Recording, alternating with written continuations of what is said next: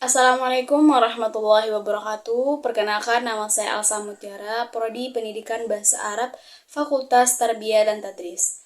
Nah, pada video kali ini saya akan menyelesaikan atau melaksanakan tugas psikologi pendidikan saya, yang mana dosen pengampunya adalah Ibu Dita Lestari, MPSI Psikolog. Judul materi tugas saya kali ini adalah konsep teori belajar. Baiklah teman-teman, saya akan menjelaskan tentang konsep teori belajar. Konsep teori belajar itu sangat banyak teori-teorinya.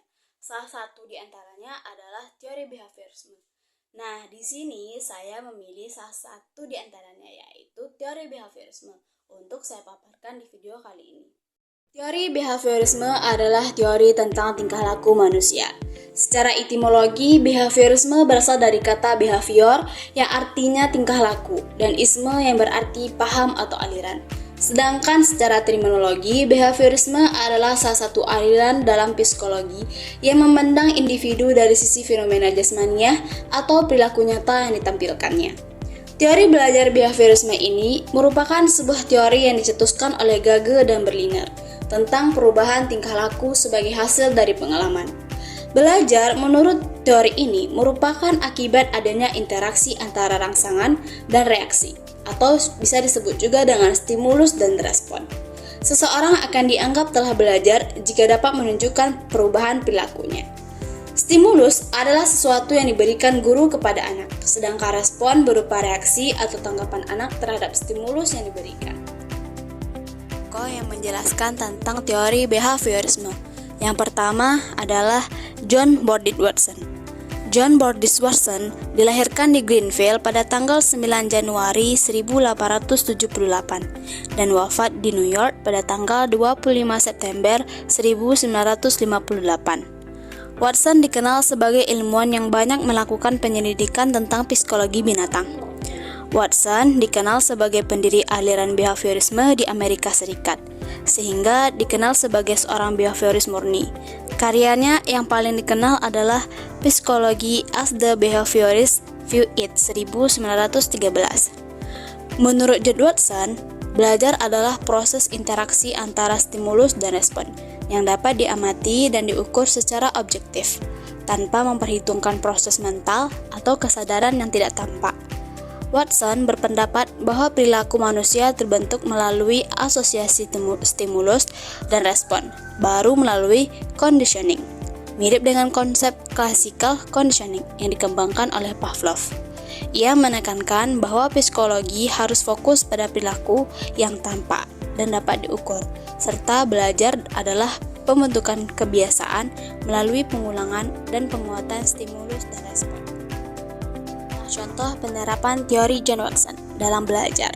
Watson menunjukkan bahwa manusia dapat belajar rasa takut atau respon emosional lain melalui asosiasi stimulus dan respon. Misalnya, seorang anak yang awalnya tidak takut anjing, tetapi setelah pernah digigit, pernah melihat yang galak sambil mendengar suara kerasnya anjing tersebut, maka anak tersebut menjadi takut pada anjing itu. Ini adalah contoh pengkondisian klasik dalam kehidupan sehari-hari.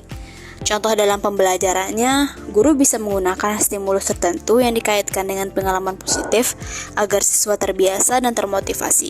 Misalnya memberikan pujian setiap kali siswa berhasil mengerjakan soal, sehingga siswa belajar mengasosiasikan belajar dengan perasaan senang. Dan Watson juga menekankan pembentukan kebiasaan melalui pengulangan stimulus respon. Contohnya, siswa yang terbiasa mengerjakan latihan soal setiap hari akan membentuk kebiasaan belajar yang baik karena respon positif dari lingkungannya. Yang kedua adalah Ivan Petrovich Pavlov. Ivan Pavlov adalah seorang fisiologi, psikologi, dan dokter Rusia. Ia dilahirkan 14 September 1849 di Erjazan, sebuah desa kecil di Rusia Tengah. Ivan Pavlov terkenal dengan teori classical conditioning. Teori ini memandang bahwa belajar adalah perubahan perilaku. Menurut teori ini, belajar pada prinsipnya mengikuti suatu hukum yang sama untuk semua manusia, bahkan semua makhluk hidup. Teori ini dikembangkan melalui observasi terhadap perilaku belajar yang tampak. Pavlov melakukan eksperimennya, yaitu memberi daging secara periodik kepada anjing, didahului dengan membunyikan bel. Setiap kali daging akan diberikan, bel dibunyikan. Setelah beberapa lama, setiap kali bel dibunyikan, anjing mengeluarkan air liur.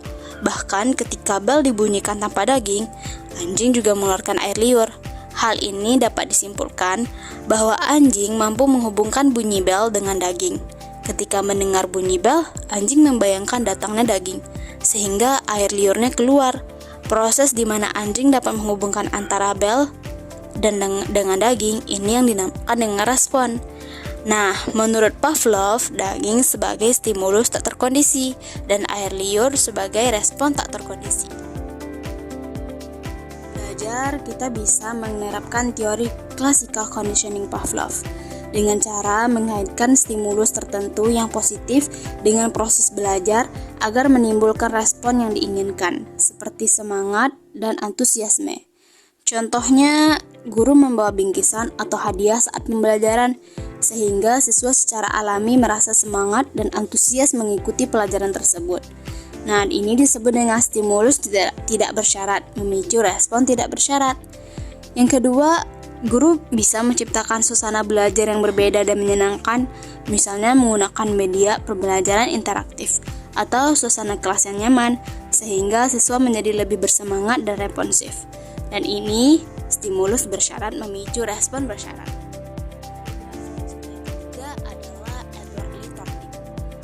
Edward Lee Tordik, beliau lahir pada tanggal 31 Agustus 1874. Beliau meninggal pada tanggal 10 Agustus 1949. Ia adalah seorang psikolog Amerika yang menghabiskan hampir seluruh karirnya di Columbia University.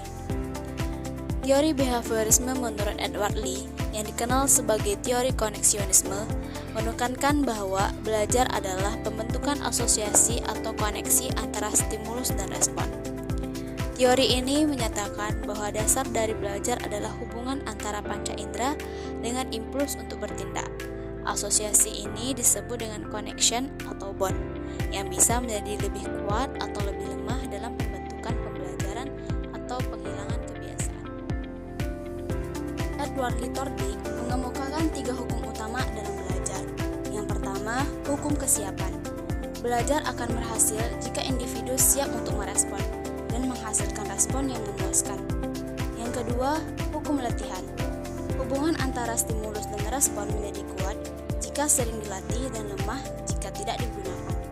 Dalam pembelajaran, latihan dan pengulangan diperlukan untuk memperkuat hubungan antara stimulus dan respon. Yang ketiga, hukum akibat. Koneksi antara stimulus dan respon diperkuat jika diikuti oleh hasil yang menyenangkan dan melemah jika hasilnya tidak memuaskan. Individu akan belajar jika mendapatkan reinforcement, dan jika tidak ada reinforcement, pembelajaran tidak akan terjadi. Bentuk paling dasar dari belajar adalah try and error, yang artinya mencoba dan menemukan kesalahan. Maksudnya perlu mencoba dan mencoba kembali agar dapat menuju keberhasilan. Ini merupakan contoh penerapan teori belajar Edward Lee Tordik dalam kehidupan sehari-hari. Video ini mencontohkan kebiasaan yang diajarkan oleh orang tuanya, seperti membantu memasak, mencuci tangan, dan berdoa sebelum makan terlebih dahulu. Yang menjadi stimulusnya adalah perintah orang tuanya, dan yang menjadi responnya adalah masakan enak dan makanan enak dari ibunya. Jadi, dalam kehidupan sehari-hari, teori Tordik ini dapat dilihat pada proses belajar yang melibatkan stimulus dan respon, pembelajaran melalui trial and error, serta penguatan perilaku yang diulang dan menghasilkan efek positif. B.F. Skinner ini beliau lahir pada tanggal 20 Mei 1904 di Amerika Serikat. Skinner adalah seorang psikolog dari Harvard yang telah berjasa mengembangkan teori perilaku Watson. Skinner merumuskan teori pembelajaran yang dikenal dengan operant conditioning. Menurut B.F. Skinner, dalam teori behaviorisme, pengkondisian, operan, dan penguatan adalah konsekuensi yang meningkatkan kemungkinan perilaku tertentu akan terjadi kembali. Penguatan terbagi menjadi 2 jenis. Yang pertama, penguatan positif. Penguatan positif adalah pemberian stimulus menyenangkan setelah perilaku terjadi untuk memperkuat memperkuat perilaku tersebut. Contohnya, memberikan pujian atau hadiah kepada siswa yang berhasil menjelaskan tugas dengan baik sehingga siswa termotivasi untuk mengulang perilaku tersebut. Yang kedua, penguatan negatif adalah penghilangan stimulus yang tidak menyenangkan setelah perilaku terjadi yang juga memperkuat perilaku tersebut. Contohnya, menghilangkan teguran atau hukuman ketika seseorang mulai melakukan perilaku yang tidak diinginkan. Misalnya, seorang murid yang tidak lagi dimarahi karena mulai disiplin belajar. Skinner menekankan bahwa baik penguatan positif maupun negatif bertujuan meningkatkan frekuensi perilaku yang diinginkan, berbeda dengan hukum yang